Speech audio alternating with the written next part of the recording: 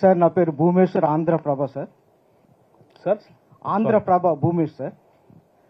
Sir ప్రస్తుతం కృష్ణా పరివాహక ప్రాంతాల్లో తాగునీటి అవసరాల కోసం 17 టీఎంసీ కావాల్సి ఉంటాయని నిపుణులు అంచనా వేశారు. ప్రస్తుతం మనకు నాగార్జున సాగర్ నుంచి 8.5 టీఎంసీ అందుబాటులో ఉంది. మిగతా బ్యాలెన్స్ని ఎలా పూరిస్తారు? ఒకటి. రెండవది, మన కృష్ణా పరివాహక ప్రాంతం తెలంగాణకు 62% ఉంది, ఆంధ్రకు కేవలం 38% ఉంది.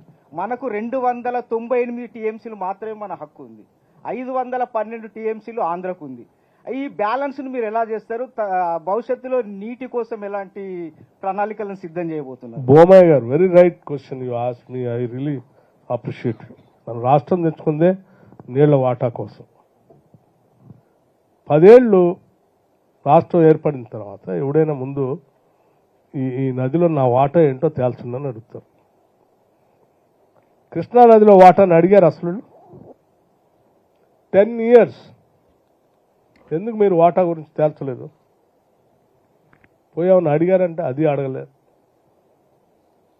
ఎప్పుడు పోయినా మీ సొంత ప్రయోజనాల కోసం కేంద్రం దగ్గర పోవటం, ఏదో బేరం మాట్లాడుకోవటం, అదే నా జోలికి నువ్వు రావద్దు, నీ జోలికి నేను రావద్దు, నన్ను వదిలేసేయని మాట్లాడుకోవటం కోసం తప్ప రాష్ట్రం కోసం రావాల్సిన నీటి వాటా గురించి వాళ్ళు పట్టించుకోలేదు. I do agree with you. Yes, మేము డెఫినెట్గా కృష్ణానదిలో ఉన్నటువంటి వాటాకు సంబంధించి సంపూర్ణంగా తెలంగాణ రాష్ట్రానికి రావాల్సినటువంటి విధంగా రేషియో ప్రకారం తీసుకొని వస్తాం.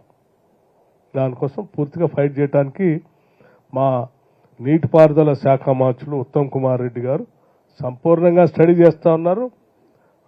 వారు టైం టు టైం లేఖలు రాస్తూ దానికోసం ఫైట్ చేయడానికి కూడా సిద్ధంగా ఉన్నారు. ఇక డ్రింకింగ్ వాటర్ సంబంధించి సాగర్లో కొంత, శ్రీశైలంలో కొంత.